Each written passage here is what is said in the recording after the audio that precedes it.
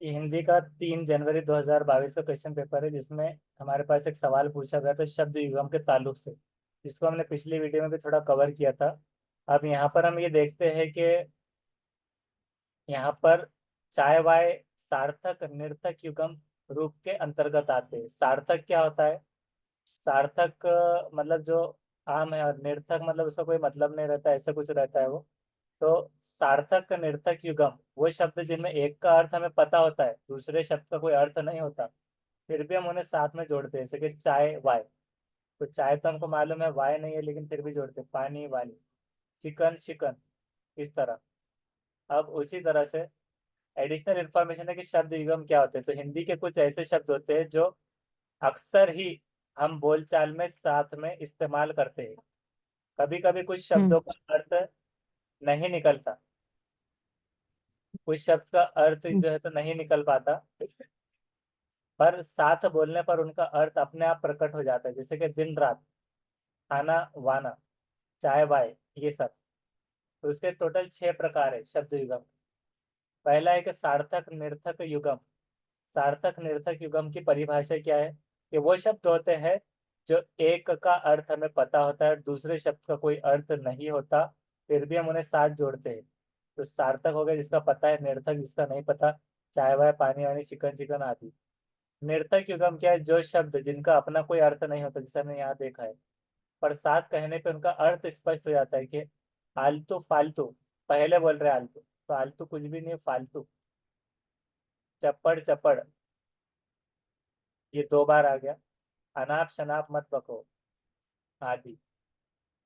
तो इस तरह, तो ऑटोमेटिक अर्थ तो नहीं होता, लेकिन जोड़ने पर उसको स्पष्ट हो जाता है, वाजे। उसी तरह से विलोम युगम। विलोम तो हम अपोजिट को कहते हैं। तो वो शब्द जिनका अपना अपना अर्थ होता है, एक दूसरे के विलोम होता है, एक दूसरे के अपोजिट, दिन रात आना जाना ऊंच नीच आदि। तो ऐसे में युगम है जो अपोजिट में है, विलोम युगम। सामान वर्ग युगम, जो शब्द जिनका अपना तो अर्थ होता है, पर एक साथ आने पे ये एक विशेष अर्थ बन जाता है।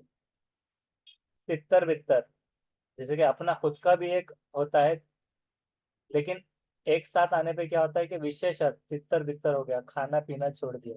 खाना भी पता है, पीना भी, लेकिन एक विशेष के ना खा रहा है ना पी रहा है, तो ना पढ़ना, आदि। इस तरह से परसर्ग सहित। परसर्ग सहित क्या है? इन शब्द, ये भी युगम है, लेकिन इसमें देखिए सहित आ रहा है, परसर्ग सहित। इन युगम शब्दों में एक परसर्ग होता है। परसर्ग मतलब जो कि अर्थ को ज्यादा वाजे करता है। इसमें क्या था कि वाजे तो था, इसमें वाजे नहीं था, इसमें विशेष था, विशेष अर्थ। और इसमें ज्यादा वाजे कर रहा है। कोई ना कोई तो होगा। अगर अपन ने बोले कि कोई मतलब होगा, कोई ना कोई मतलब जोर देकर, तो स्पष्ट हो रहा है कि कोई ना कोई तो होगा, मतलब कोई ना कोई, यानी काला कुत्ता तो होगा एटलीस्ट। कभी ना कभी, कभी ना कभी तो आओ, हाँ कभी तो आओ, कभी आएंगे, फिर कभी, कभी ना कभी तो आओगे, इस तरह से। कभी ना कभी, आज नहीं तो कल, आज नहीं तो कल, इस तरह से। डायरेक्ट अगर बोल रही कि आज करना है कल करना है, आज नहीं तो कल तो करना ही होगा, आज नहीं तो कल जाना ही है, ऐसे बोलते हैं। पुनरुक्त युगम। पुनरुक्त युगम को हमने बहुत डिटेल में पढ़ा था, जो कि ये होता है कि शब्द जिनमें एक ही शब्द को 2 बार साथ बोला जाता है, और वाक्य को स्पष्ट किया जाता है। गली गली, शोर है अभी, नारे लगेंगे पॉलिटिक्स में।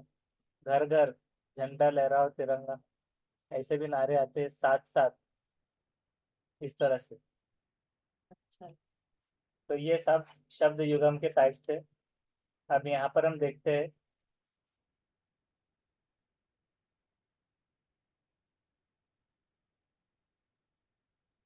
तो ये चल रहा था शब्द युगम का। तब देखिए कुछ कुछ शब्द इसमें से कौन सा है? कुछ कुछ इसमें शब्द युगम कौन सा है? पुनरुक्त। हाँ, पुनरुक्त शब्द युगम, राइट। हाँ, तो सही आंसर था आपका। ये कौन सा क्वेश्चन चल रहा है हमारे? 105। और 3 तारीख का 105 का हिंदी का देखना है आपको।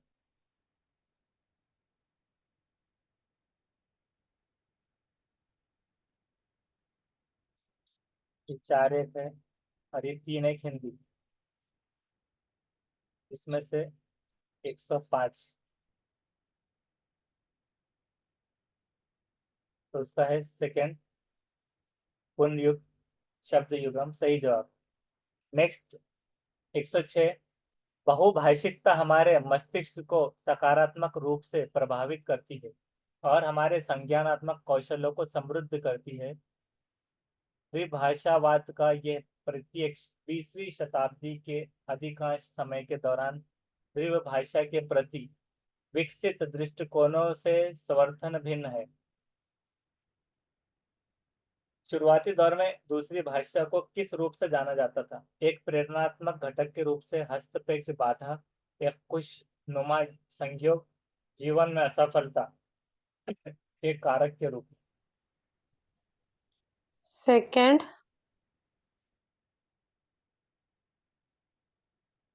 क्या ये पैसे से जुड़ा हुआ है?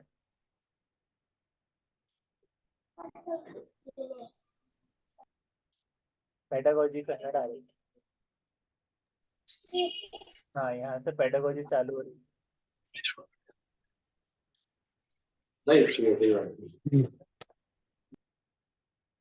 106, हाँ, यहाँ से पेडागोजी चालू हुई।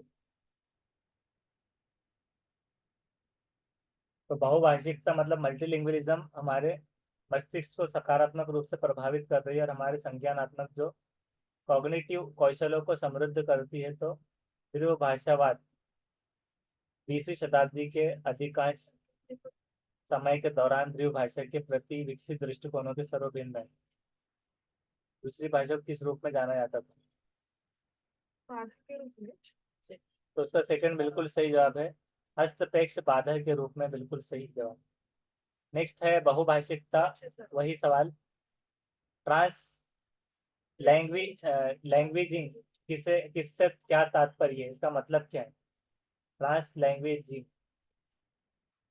लैंग्वेज से लैंग्वेजिंग बनाए, ट्रांस लैंग्वेजिंग। पारंपरिक रूप से परिभाषित भाषा की सीमाओं को पुनर्बलन करना, पारंपरिक सांस्कृतिक रूप से परिभाषित भाषा की सीमाओं को चुनौती देना, विभिन्न भाषाओं को एक पृथक व्यवस्था के रूप में देखना, द्विभाषावाद के लिए नई शब्दावली है। फोर्थ। फोर्थ लग रहा है सर, फोर्थ। फोर्थ है सर। उसका है सेकेंड, पारंपरिक सांस्कृतिक रूप से परिभाषित भाषा की सीमाओं को चुनौती देना, ये ट्रांस लैंग्वेजिंग है। मतलब उसको ट्रांसलेट से लैंग्वेजिज्म बन रहा है ना, तो चुनौती देना हो रहा है। सांस्कृतिक रूप से परिभाषित भाषा की सीमाओं को चुनौती देना, द्विभाषावाद के लिए नई शब्दावली भी नहीं है। और फर्स्ट क्या था?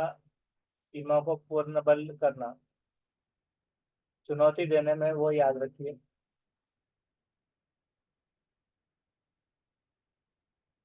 भाषा शिक्षा में रचनात्मकता से क्या तात्पर्य?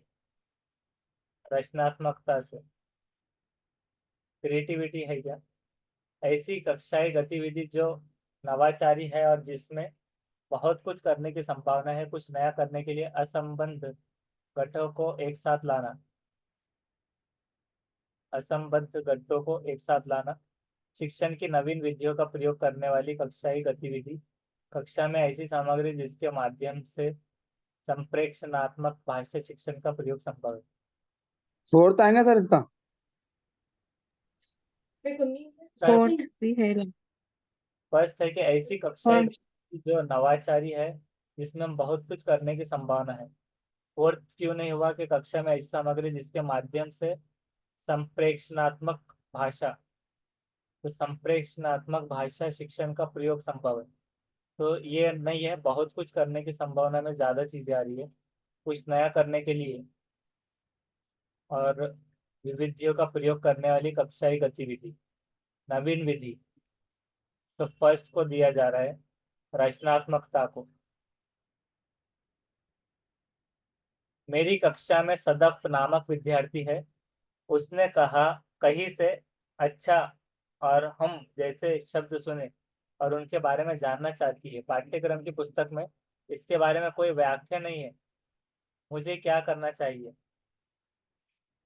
ऐसे मित्र को बुलाना चाहिए जो अच्छी तरह से हिंदी बोल लेती हो। बोली जाने वाली भाषा के प्रामाणिक प्रयोग के उदाहरण ढूंढने चाहिए। प्रामाणिक और व्याकरण की पुस्तकों में इस तरह के प्रयोग को ढूंढना चाहिए। शब्दों को ही देखना चाहिए।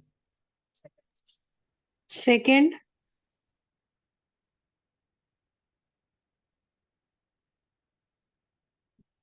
इसका सेकंड बिल्कुल सही जवाब है। बोली जाने वाली भाषा के प्रामाणिक प्रयोग के उदाहरण ढूंढने चाहिए, उसके मिसालें कि अच्छा कब बोलेंगे और कब बोलेंगे। मेरी कक्षा ये डबल से वही आते हैं। निम्नलिखित में से कौन सा व्याकरण के पाठ का चरण नहीं है? नहीं वाला व्याकरण के पाठ का चरण। विद्यार्थी उस पठन सामग्री को पढ़ते या सुनते हैं जिसमें लक्ष्य शब्द या उसकी आकृति है। विद्यार्थी पठन सामग्री में लक्ष्य शब्द या वाक्यांश चिन्हित करते हैं। अध्यापक व्याकरण के बिंदुओं के अभ्यास के लिए नियंत्रित और स्वच्छंद परिवेश देती है। भाषा एक पठन सामग्री के माध्यम से प्रस्तुत की जाती है जिसका विद्यार्थी अभ्यास ड्रिल कर सके। तो फोर्थ। फास्ट भी लग रहा है सर उसका। फोर्थ तो है जो लेकिन ग्रामर में प्रैक्टिस कराते हैं। उसका फोर्थ बिल्कुल सही जवाब है। भाषा एक पठन सामग्री के माध्यम से प्रस्तुत की जा सकती है जिसका विद्यार्थी अभ्यास ड्रिल कर सके। ड्रिल नहीं है, बिंदुओं के अभ्यास के लिए नियंत्रण, ये सारी चीजें हैं।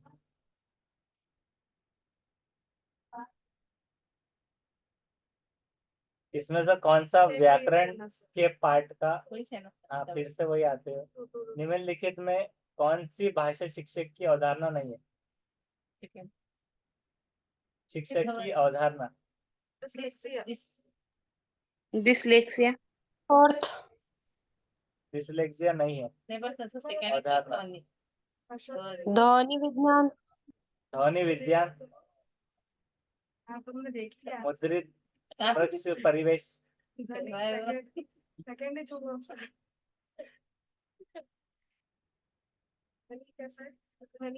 सेकंड भी हो सकता है सर। करना जिसने भी जवाब दे रहा है तो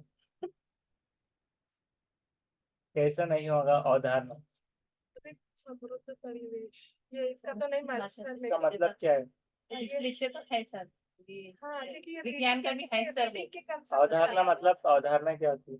देखो, अवधारणा नहीं मालूम है कि भाषा शिक्षा की अवधारणा। सेकंड वाला अवधारणा में कंसेप्ट होते हैं सर। जी क्या बोले? कंसेप्ट होते हैं अवधारणा के मानी। हाँ कॉन्सेप्ट। अवधारणा सेकंड वाला समझ आता है। Language of concept, not a language of अवधारणा है। ध्वनि क्या है? वही आइडिया, विचार, कॉन्सेप्ट सही जवाब। और ध्वनि क्या होता है? इसका जवाब थर्ड आएगा। Second sir. ध्वनि मतलब क्या होता है? ध्वनि आवाज।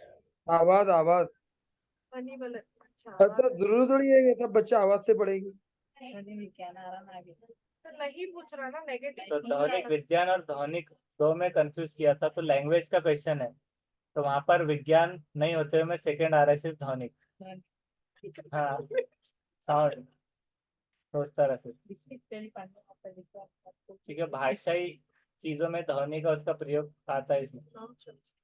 नॉम चॉम्स्की के इस वाक्य पर ध्यान दीजिए।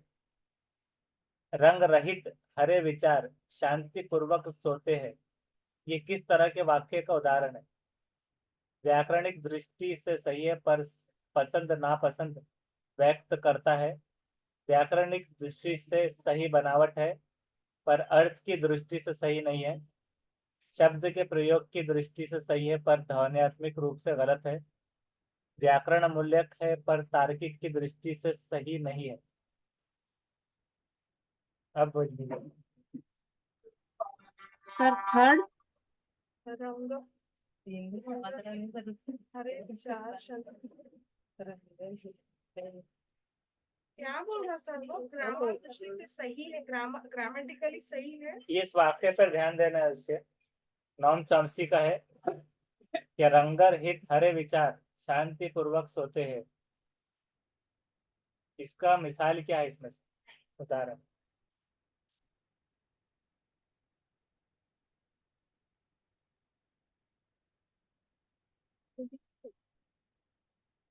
हिंदी अच्छा है इनका। शब्द की प्रयोग की दृष्टि से सही है। हाँ सर थर्ड। चलो बिस्मिल्लाह। क्या रहे?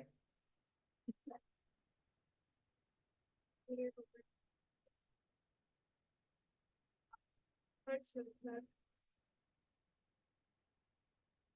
इसका है सेकेंड। सेकेंड आ रहा है, व्याकरणिक दृष्टि से सही बनावट है पर अर्थ की दृष्टि से सही नहीं।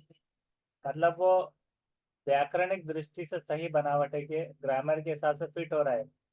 रंग रहित हरे विचार शांति पूर्वक सोते हैं, तो अब इसका मतलब आप क्या निकालें? सुनने में बहुत अच्छा लग रहा है वो, रंग रहित हरे विचार शांति पूर्वक सोते, तो कौन हम सोते ये विचार? तो वो हिसाब से अर्थ की दृष्टि से सही नहीं बैठ रहा है। ग्रामेटिकली करेक्ट है। हाँ, और ध्वन्यात्मक रूप से गलत है, मतलब ध्वनि में मैच नहीं हो रहा है। तो थोड़ी पोएट्री टाइप में तो लग रहा है, तो मैच हो रहा है। तार्किकता की दृष्टि से सही नहीं है। व्याकरण मूलक है तो ये भी नहीं होगा, और पसंद नापसंद का भी नहीं है। हम क्वेश्चन है सर। अब नेक्स्ट है परिणामत, इसलिए, इससे आगे और हालांकि के उदाहरण क्या है? परिणामत, इसलिए, इससे आगे और हालांकि, इसकी मिसालें क्या है? राइट। योजक उपकरण फर्स्ट। संबद्धता शब्द संपदा व्याकरण के क्षेत्र।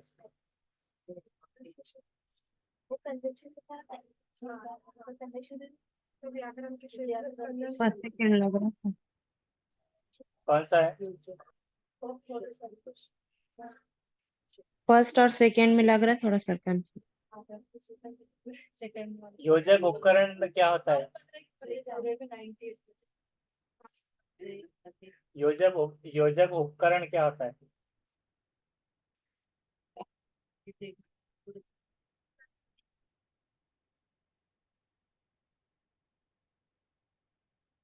हिंदी में अल्प विराम के बाद योजक चिन्ह जो डैश टाइप में आता है ना डायरेक्टली, तो वो अत्यधिक उसका प्रयोग होता है। सेकेंड हुआ है सर, संबद्धता। लेकिन वो चिन्ह था योजक चिन्ह। अब यहाँ पर योजक उपकरण है, तो उपकरण मतलब क्या होता है? सर जो कॉमा आ रहा है उसको बोलते हैं क्या? नहीं, इसलिए आगे और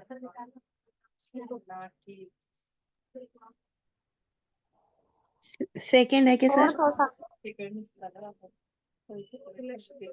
हाँ इसलिए अपनी कंजंक्शन ही राइट है। जो है शब्द आपकी दो या दो से ज्यादा जो शब्दों से वाक्यांश या वाक्य को जोड़ने का कार्य करती है उनको क्या कहते हैं? समकक्ष योजक शब्द। समकक्ष योजक शब्द के उदाहरण ये है कि अभी तक, लेकिन, इसलिए। सेकंड है उसका। थर्ड होगा फिर सर। मैं तुम्हारा इंतजार करूंगी, लेकिन ज्यादा देर तक नहीं। क्या? आश्चर्य की बात यह है कि अभी तक पुलिस चोर को नहीं पकड़ पाई। तो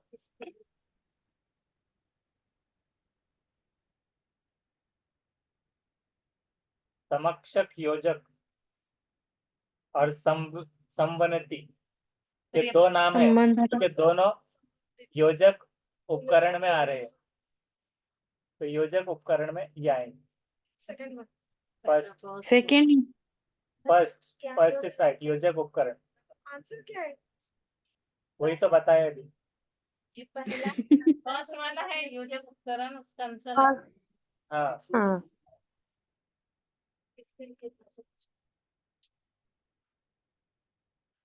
ये ग्रामर के पढ़े के साथ पढ़े? और संबद्धता मतलब क्या होता है? मतलब उसको पूरा नाम समक्षक योजक उद्धार ऐसा भी आता है, योजक उपकरण। और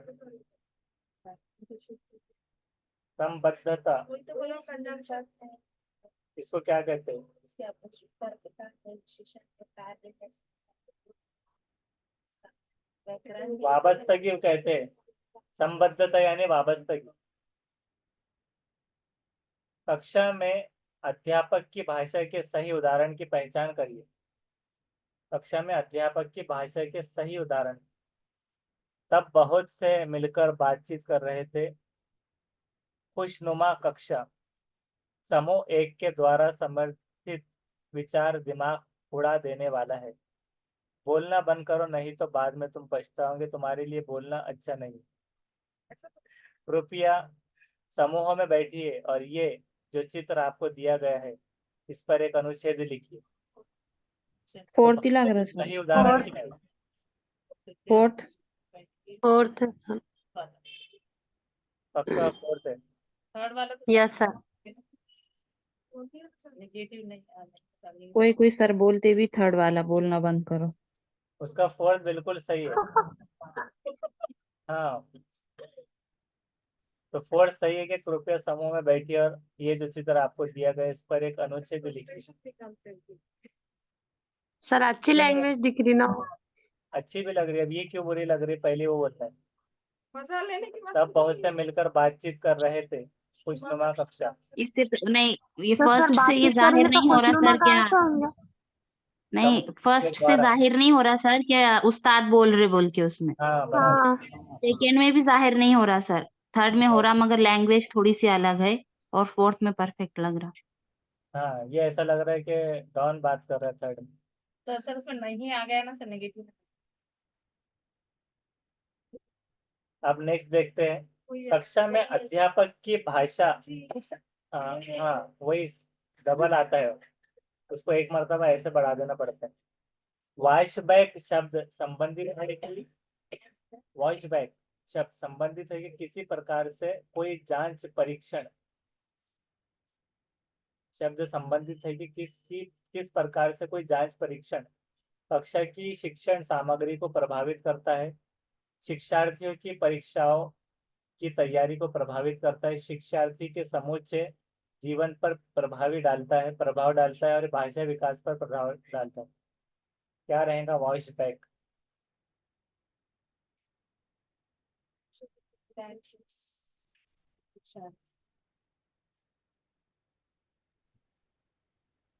सर फर्स्ट सेकंड में सामग्री की बात हो रही है, शिक्षा की या फिर फोर्थ भी विकास पर वॉइस बैक प्रभाव जो है तो पाठ्यक्रम डिजाइन, शिक्षण प्रथाओं और सीखने के व्यवहार पर परीक्षण के प्रभाव को संदर्भित करता है। ये उसकी डेफिनेशन है। सामग्री बोले तो मटेरियल टीचिंग। तो कौन सा हो रहा है? उसका फर्स्ट ये कक्षा की शिक्षण सामग्री को प्रभावित करता है वॉइस बैक।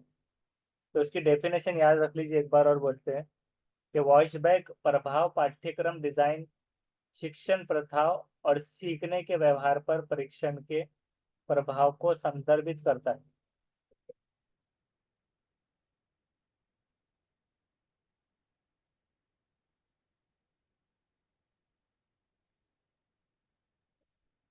विविध संदर्भों में स्वाभाविक विमर्श में शामिल क्या हुआ संग्रह क्या है? पाठ्य पुस्तकों का संग्रह, पाठ्य सामग्रियों का बड़ा सा संग्रह और आंकड़ों का आधार, लाखों की विशाल संग्रह, व्याकरण की वाक्यों की संग्रह।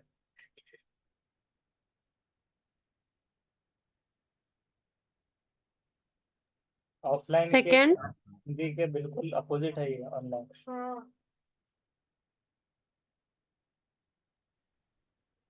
Sir first.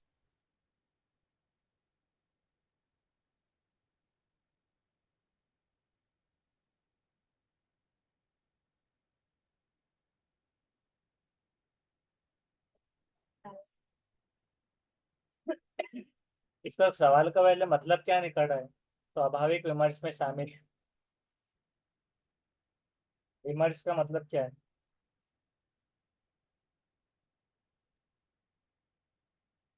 विमर्श मतलब डिस्कशन हो रहा है, डिस्कशन।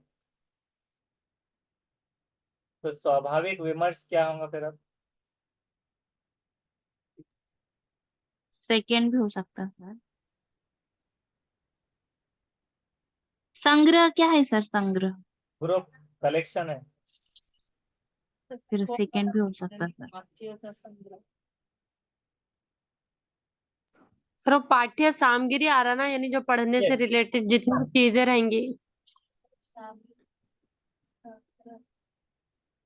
ठीक है, इसको चेक करते हैं। Question number 116। जो बात करते हैं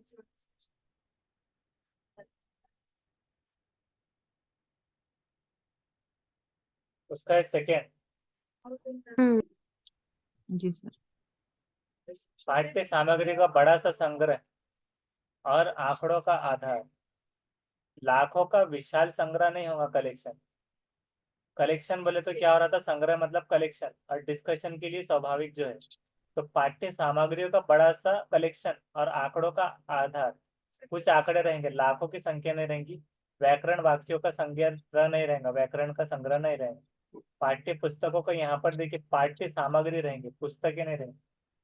तो क्या तो पाठ्य सामग्री मतलब जो विविध जो प्रकार के जो वो समझ में आया हाँ। कि स्वाभाविक सर वो जो थर्ड है ना, हाँ संग्रह मतलब वो लेखों का विशाल संग्रह, जो लिखित है हाँ, सर अच्छा, वो है। लाख नहीं, लेख, लिखने का विशाल है।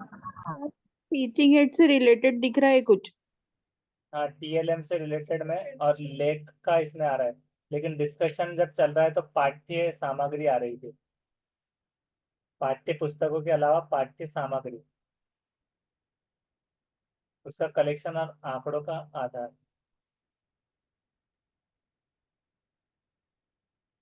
नेक्स्ट चेक करते हैं। सेकेंड वाला था उसमें।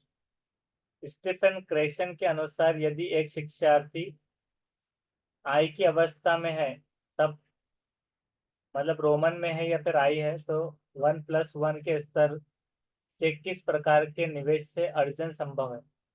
पर्याप्त निवेश, अबोध्यागम निवेश, कौन सा निवेश है? बोधगम्य निवेश, निवेश पर्याप्त नहीं है। Sir first. थर्ड सर बोधगम्य निवेश। उसका मतलब क्या रहेगा?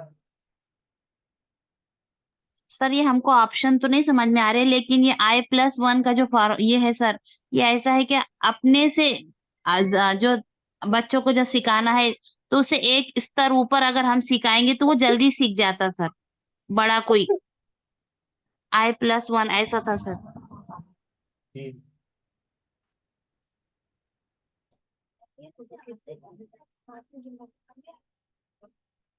देख ले आते हैं।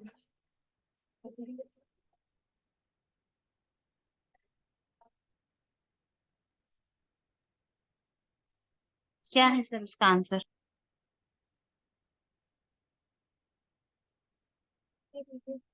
मेरे फोन से के पास मेरे को कुछ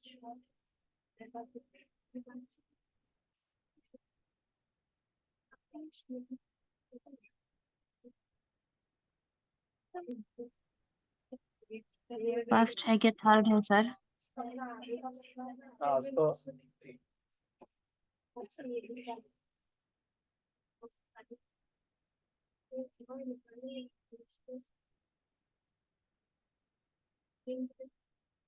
तो बोधगम्य निवेश जो है, सही है थर्ड। के समझ विकसित करने के लिए उपयोग में 2 मिनट आप उधर जाकर डिस्कशन कर लेंगे सर।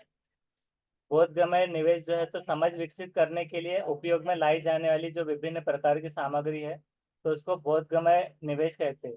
तो स्टेफन क्रेशन भाषा विज्ञान के क्षेत्र में एक विशेष ये है जो भाषा अधिग्रहण और विकास के सिद्धांतों में विशेषता रखता है। उन्हें द्वितीय भाषा अधिग्रहण का सिद्धांत दिया जा, जो व्यापक रूप से जाना जाता है और अच्छी तरह से स्वीकार किया जाता है।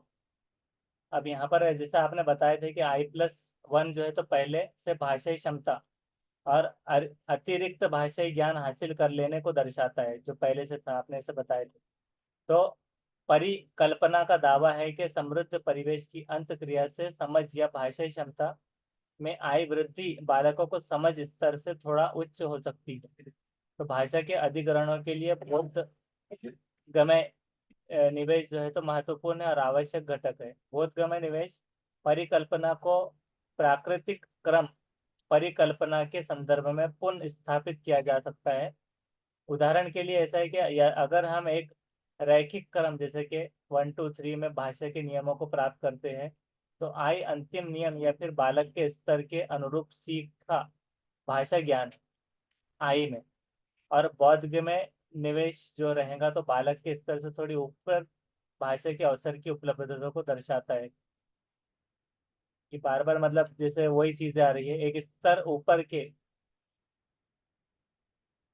जो आपने बात की। तो बोधगम्य निवेश में ये आ रहा है तो अब उसको चेक करते हैं।